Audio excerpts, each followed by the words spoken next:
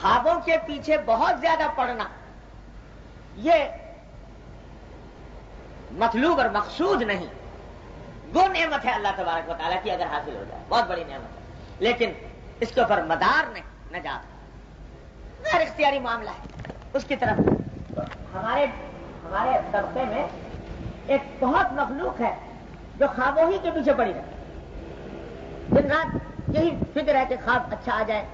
یہ خواب آ گیا اس کی کیا تعبیر ہے، یہ خواب آ گیا اس کی کیا تعبیر ہے درجہ خواب کی تعبیر کا بھی کچھ نہ کچھ۔ اسی لیے حضور اقدس صلی اللہ علیہ وسلم فرماتے ہیں کہ مبشرات کا یہ حصہ باقی ہے، اور اسی لیے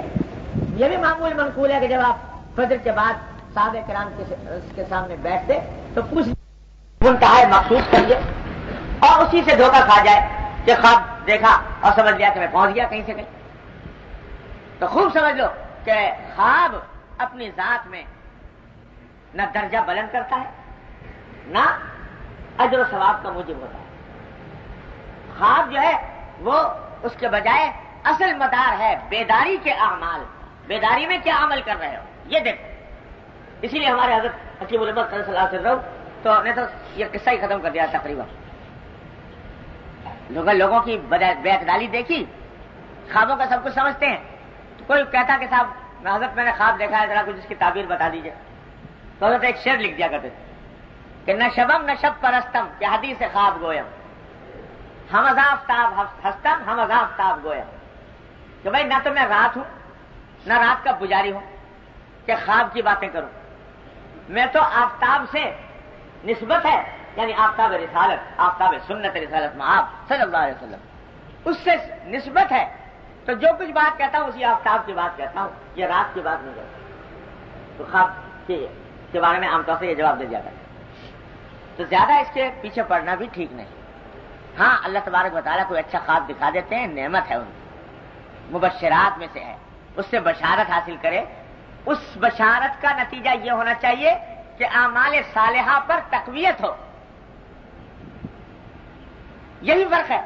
وہ جو میں نے پہلے سنایا تھا امام محمد بن سیرین رحمۃ اللہ علیہ کا مقولہ کہ الرؤیا تسر ولا تغر، کہ خواب جو ہے وہ خوش کرنے کے لیے اچھا ہے لیکن دھوکے میں نہ ڈالے آدمی کو، اور یہی فرق ہے، پہچان یہی ہے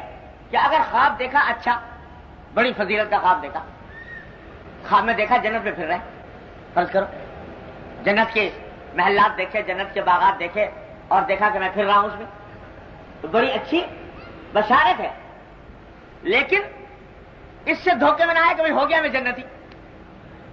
اب جنتی ہو گیا لہذا اب کچھ کرنے کی حاجت نہیں، کوشش کرنے کی حاجت نہیں۔ تو اگر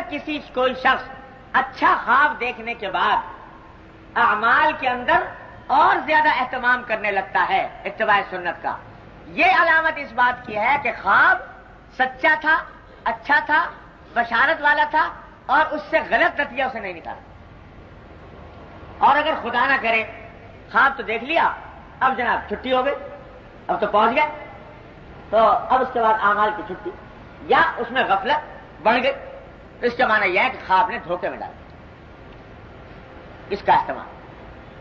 حضور نبی کریم سرور دو عالم صلی اللہ علیہ وسلم کو بھی خواب میں زیارت جب ہو گئی تو کیا ہے ذرا سمجھ لو، اس کا حکم یہ ہے کہ اگر چونکہ حضور اقدس صلی اللہ علیہ وسلم کو زیارت کی اور حضور فرما رہے ہیں کہ جب مجھے خواب میں دیکھتا ہے کوئی تو مجھے ہی دیکھتا ہے، شیطان میرے بھیس میں نہیں آ سکتا، تو اس واسطے اگر خواب میں سرکار دو عالم صلی اللہ علیہ وسلم کی زیارت ہو اور وہ کوئی ایسا کام کرنے کو کہیں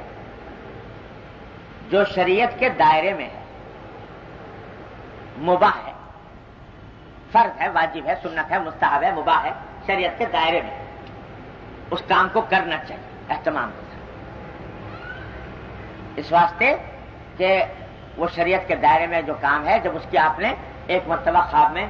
یہ تو غالب گمان یہ ہے کہ انشاءاللہ وہ خواب سچا ہوگا، اس کے کرنا ہی اس کے حق میں فائدہ مند ہے، نہ کرے تو بعض اوقات بے برکتی شدید ہو جاتی ہے، بڑی بے برکتی ہوتی ہے۔ اللہ، لیکن اگر خواب میں بعض اوقات ایسے لوگوں کو ایسی باتیں بھی آ جاتی ہیں کہ جو شریعت کے دائرے میں نہیں، خواب میں زیارت ہوئی نبی کریم صلی اللہ علیہ وسلم اور ایسا محسوس ہوا کہ آپ نے یہ فرمایا، ایک ایسی بات فرمائی جو شریعت کے ظاہری احکام کے دائرے میں نہیں، اس سے باہر، تو خوب سمجھ لو اس خواب کی وجہ سے وہ کام کرنا جائز نہیں ہوتا، وہ کام کرنا جائز نہیں، اس واسطے کہ خواب کی بات کو اللہ تبارک و تعالیٰ نے حجت نہیں بنایا شریعت میں حجت نہیں ہے خواب، اور جو ارشادات نبی کریم صلی اللہ علیہ وسلم کے براہ راست ہم تک پہنچے ہیں قابل اعتماد واسطوں سے، وہ حجت ہے، لہذا ان کے اوپر عمل کرنا ضروری ہے، خواب کی بات پر عمل کرنا ضروری ہے، کیونکہ یہ تو صحیح ہے کہ کوئی شیطان حضور اقدس صلی اللہ علیہ وسلم کی صورت میں نہیں آ سکتا، لیکن بسا اوقات خواب کا دیکھنے والا جو ہے وہ اس کے اپنے کچھ ذاتی خیالات مل کر خواب گڑبڑ ہو جاتا ہے، اس کی وجہ سے اس کو غلط بات یاد رہ جاتی ہے، تو اس کی وجہ سے حجت نہیں ہے۔ ایک مرتبہ ایسا واقعہ پیش آیا عجیب، ایک قاضی تھے، فیصلے کیا کرتے تھے، تو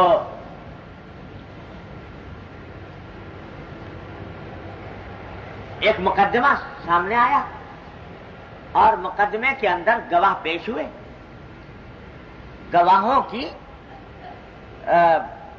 جو شریعت کے مطابق گواہوں کا تحقیق جانچ پڑتال کا جو طریقہ ہے وہ پورا اختیار کر لیا، سب کچھ کر لیا، اور مدعی کے حق میں فیصلہ کرنے کا دل میں ارادہ بھی ہو گیا، لیکن قاضی صاحب نے کہا بھائی فیصلے کا اعلان کل کریں گے، سوچا کہ ذرا اور سوچ لیں۔ اب رات کو جو سوئے تو خواب میں زیارت ہوئی نبی کریم صلی اللہ علیہ وسلم،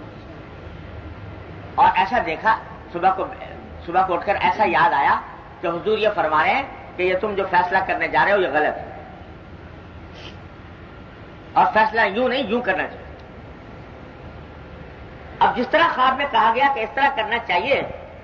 اٹھ کے جب غور کرتے ہیں تو شریعت کے دائرے میں فٹ نہیں ہوتا، اس طرح فیصلہ کرنا۔ اب بڑے پریشان کہ ظاہری طور پر شریعت کا جو تقاضا ہے اس کے حساب سے تو فیصلہ یوں ہونا چاہیے، اور خواب میں دیکھا کہ یوں ہو، بڑے پریشان۔ تھا بھی معاملہ بڑا سنگین، سرکار دو عالم صلی اللہ علیہ وسلم کی زیارت ہوئی بھی ہے، مقدمہ درپیش ہے، اللہ بچائے، یہ جو مقدمے کی ذمہ داری ہوتی ہے بڑی سنگین ذمہ داری ہے،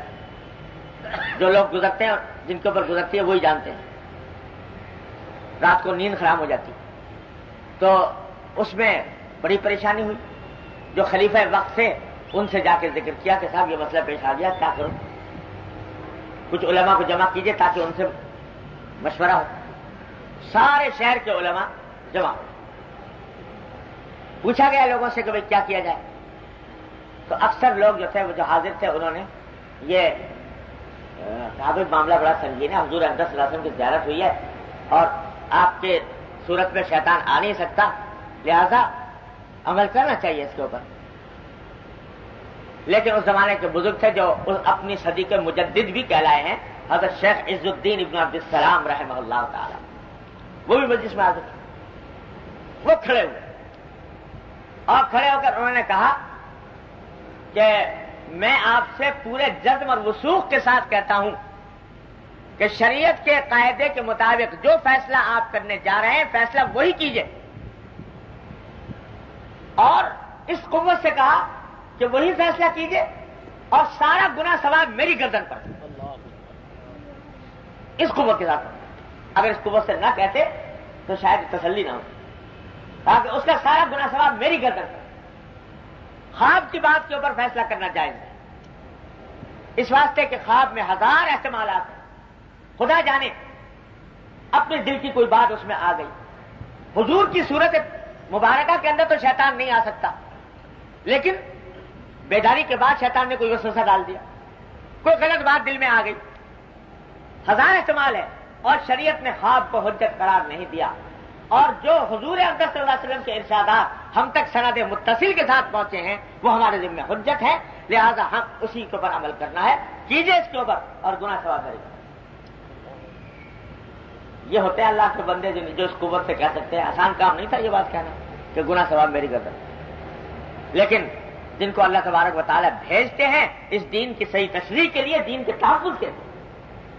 اگر ایک مرتبہ یہ اصول مان لیا جاتا کہ خواب سے بھی شریعت بدل سکتی ہے تو شریعت کا کوئی ٹھکانہ نہ رہتا۔ ایک سے ایک خواب لوگ دیکھ لیتے ہیں اور دیکھ کر آپ دیکھو یہ جتنے جاہل پیر ہیں بدعت میں مبتلا حضرات، وہ یہی خوابوں کو سب کچھ سمجھتے ہیں۔ خواب میں دیکھ لیا، کشف ہو گیا، الہام ہو گیا اور شریعت کے خلاف کام شروع کر۔ خواب میں کشف ہو جائے، کشف تو خواب ہے، کشف جاگتے ہوئے ہوتا ہے، جاگتے ہوئے ہوتا ہے، آواز آتی ہے، کانوں کو سنائی دیتی ہے، اس کے باوجود شریعت میں حجت نہیں۔ خوب سمجھیے، کتنا ہی کسی نے کوئی پہنچا ہوا بزرگ ہو، عالم ہو، کچھ ہو، خواب میں آ کے کوئی کہہ گیا، کشف ہو گیا، الہام ہو گیا،